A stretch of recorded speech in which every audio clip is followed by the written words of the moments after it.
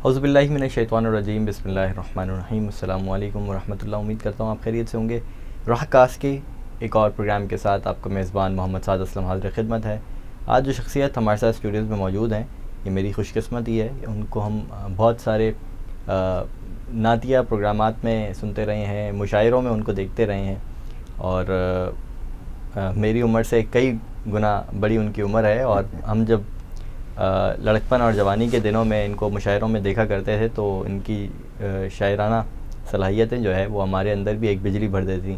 जनाब अजमल सिराज साहब हमारे साथ स्टूडियो में मौजूद हैं। सर बहुत बहुत शुक्रिया आपकी आमद का और अस्सलाम वालेकुम। वालेकुम अस्सलाम। कैसे हैं आप? खैरियत से हैं? अल्लाह का एहसान है। सर प्रोग्राम में आने का एक बार फिर से बहुत शुक्रिया आपका। बहुत सारे लोगों के दिलों के अंदर ये सवाल होगा, कराची के एक बड़े शायरी की अगर बात की जाए तो आप बड़े नामों में से माशाल्लाह एक हैं। अल्लाह ताला आपको मज़ीद इज़्ज़त बख्शे। थोड़ी सी अगर आप अपनी बचपन के दिन, अपनी जवानी के दिन और ये जो जर्नी है आपकी शायरी की तरफ रग़बत, क्या ये बचपन से मौजूद थी या फिर हालात व वाक़यात इस तरह की ज़िंदगी के अंदर उतार चढ़ाव इस तरह के आए कि आपको इससे कुछ रग़बत महसूस हुई, फिर आपने इसकी तरफ मज़ीद सफ़र किया? थोड़ी सी वो जर्नी सवाल है कि जो कोई भी लिखने वाला या कोई भी कारहाय नुमाया अंजाम देने वाले जो लोग हैं जी, उनसे बार बार उनको बताना होता है और याद हो गया होगा अब तो। हाँ, तो याद तो जाहिर है इसमें कुछ है, कोई याद उन बातों को किया जाता है जिनमें कोई नहीं, जिनमें कोई बनावट हो, बनाई गई हो, तसन्नो हो या झूठ हो।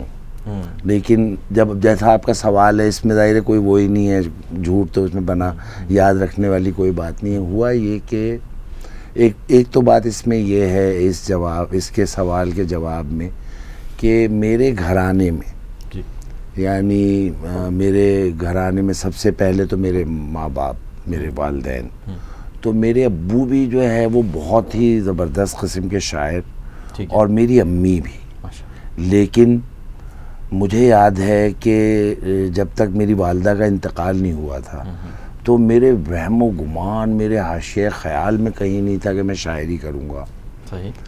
हालांकि मेरे माँ बाप दोनों शायर थे और किसी न किसी हद तक शायरी से सुना, हाँ मतलब सुनने की हद तक। और अभी उम्र 13 बरस थी तो मेरी वालदा का इंतकाल हो गया। आमीन।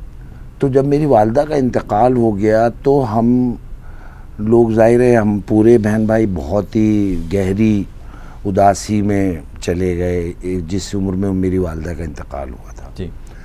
तो उसके बाद क्या हुआ कि जो मेरे वालिद की जो बयास थी डायरी, वो उसमें लिखते थे, तो शायर थे तो वो अपनी सारी कैफियत उन दिनों की वो लिखते थे।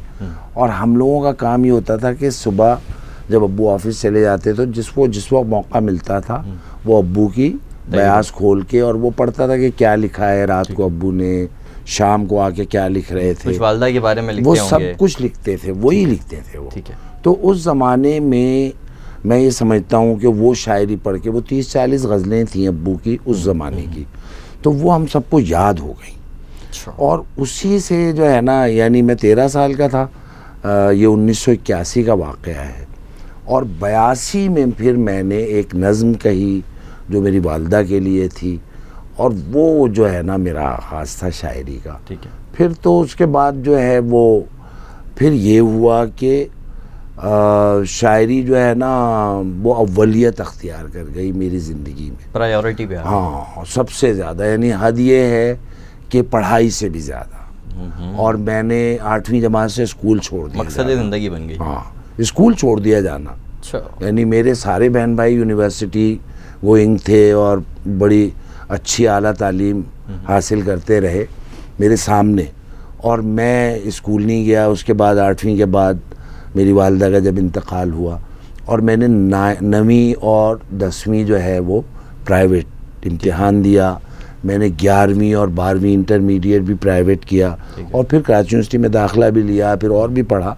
लेकिन जो वक्त होता है, जो 4-5 बरस, जो 13 बरस से 17 बरस की उम्र होती है, जिसमें आदमी की क्वालिटी टाइम, हाँ, जिसमें जो है वो आदमी की तश्कील व तरतीब हो रही होती है और वो ख़ास तौर पे मादियत की तरफ होती है तरक्की, यानी कि वो मैट्रिक करता है बहुत इतनी जोर का कि सबसे अच्छे कॉलेज में उसका एडमिशन होता है, फिर वो इंटर इतना अच्छा करता है कि सबसे अच्छी जगह पे उसको वो मिलता है, वो होती है, फिर उसको वजीफे मिलते हैं।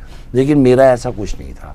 मैंने वो अपने 4-5 साल जो है ना वो उर्दू शायरी में लगाए और उसका ज़ाहिर है बहुत ही खातिर खा नतीजा बरामद हुआ। मुझे तो नहीं मालूम था कि मैं क्या कर रहा हूँ, मैं कोई आमदन नहीं कर रहा। यानी कि ये सोचा हुआ नहीं है? नहीं, मुझे क्या मालूम है मैं ये सब क्या कर रहा हूँ।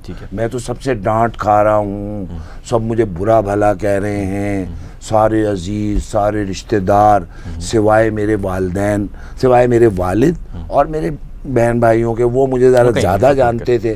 तो वो मुझे देखते थे कि शायरी करने का मतलब शायरी करना नहीं होता, शायरी करने का मतलब गौर व फिक्र करना, पढ़ना, ऐसी ऐसी किताबें पढ़ना उस ज़माने में हुआ, ऐसी ऐसी किताबों का पढ़ना हुआ, मुताला किया गया कि जो वो लोग एमए में जाके भी नहीं पढ़ी उन्होंने।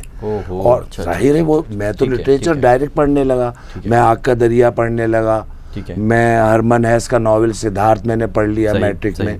तो इस तरह की जो चीज़ें थी ना, तो वो मेरे वालिद को जो है वो इत्मीनान था कि ये लड़का वो समझ रहे थे। हाँ, वो समझ। इसी तरह मेरे बहन भाई भी ऐसे थे कि वो देख रहे थे कि ये पढ़ता तो बहुत है, सोचता भी बहुत है, गौर व फिक्र भी करता है, बस ये 9वीं 10वीं नहीं करेगा, ये इंटर और ये 11वीं 12वीं जो है ना हमारी तरह से नहीं करेगा, तो उसको छोड़ दो। फिर वो मैंने प्राइवेट किया। वो ऐसा होता था नहीं, वो भी ऐसा मैं आपको बताऊं, उसकी हकीकत ये थी कि मैंने बड़ी मुश्किल से मैट्रिक किया। ठीक है, इसलिए कि मैं इम्तिहान में जाने के लिए भी नहीं पढ़ता था, मैं बग़ैर पढ़े इम्तिहान दिए मैंने, मेरे कम से कम नंबर आए मैट्रिक में। उर्दू में भी कोई बहुत ज़्यादा अच्छा, नहीं, यानी कि वो जो इसलिए कि मैं जो लिख के आया, वो जो मेरा मुमतहिन था उसको तो वो आदत थी मुझसे चेक करने की, 10 साल पेपर वगैरह टाइप की चीज़ों से लिखा या नहीं। और मैंने जो लिखा वो मेरी अपनी समझ बूझ से था। जो यूनिवर्सिटी गोइंग तालिब इल्म जो है वो लिखता है, जब वो क्लास लेता है और फिर वो लिखता है अपनी तरफ से, तो उसका उस्ताद तो उसको नंबर दे देता है। लेकिन 9 मैट्रिक का तालिब इल्म अगर अपनी तरफ से शेर या नॉवेल या अफसाना या किसी सिम्स के मुतालिक लिख रहा होगा तो हो सकता है कि जो है उसका मुमतहिन थोड़ा गड़बड़ा जाए, उसके अल्फाज से, उसके डिक्शन से, उसकी फ़िक्र से, उसकी अक्ल से थोड़ा बहुत वो मैच नहीं खाए। तो बहुत मुश्किल से मैट्रिक किया। इंटर में मेरी पता नहीं कैसे 2nd डिवीज़न आ गई। अच्छा, मैट्रिक बहुत बुरा था। मैट्रिक में ABCDEF थे, F पे फेल था, उससे पहले वाला मेरा था, यानी वहां तक पहुंच गए थे, किनारे पे, दरिया के किनारे तक पहुंच गए थे। E ग्रेड जो लोग उस जमाने में बताते भी नहीं थे कि E ग्रेड आया। लेकिन इंटर में 2nd डिवीज़न आ गई, उसमें 1st division, 2nd division, 3rd division होती थी इंटर में उस ज़माने में। तो मेरी 2nd डिवीज़न आ गई और उसमें मुझे ना एडमिशन में 4-5 डिपार्टमेंट्स के नाम थे, उसमें पॉलिटिकल साइंस में मेरा नाम आ गया, कराची यूनिवर्सिटी में ऑनर्स में। बस मैं वहाँ से जो है ना यूनिवर्सिटी में मेरा दाखिला हो गया, ये मेरे लिए काफ़ी था। फिर मैं जाहिर है। लेकिन मैंने जो बात बताई थी जिससे ये सारी बात निकली कि अव्वलियत उसको शायरी को हासिल रही।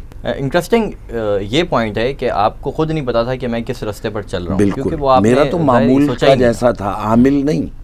आमिल तो जो है वो तय करके चलता है, लेकिन मामूल वो है कि जो एक धुन में जा रहा हो, उसको खुद नहीं मालूम है कि वो कहाँ जा रहा है। तो बिल्कुल ऐसे ही मेरी तो पूरी ज़िंदगी का डर भी कुछ इसी तरह का है।